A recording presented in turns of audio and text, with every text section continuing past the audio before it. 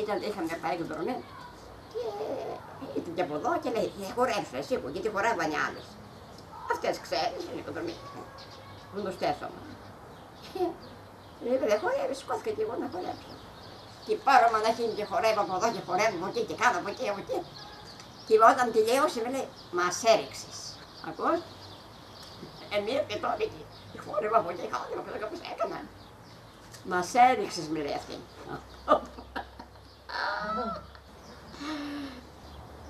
Γνώρισα κόσμο, πέρασε ωραία. Τι να πω, τώρα τίποτα. Περιμένουμε να πάμε στο Θεό. Θα πάω και στο Θεό. Θα πάω.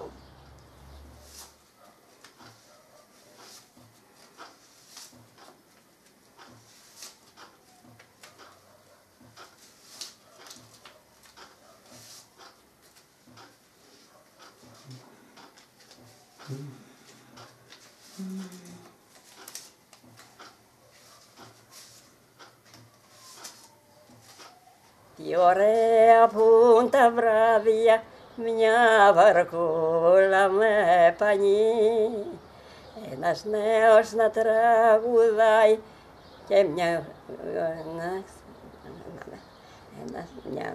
νέα και ένας νέος, ένας μάνα.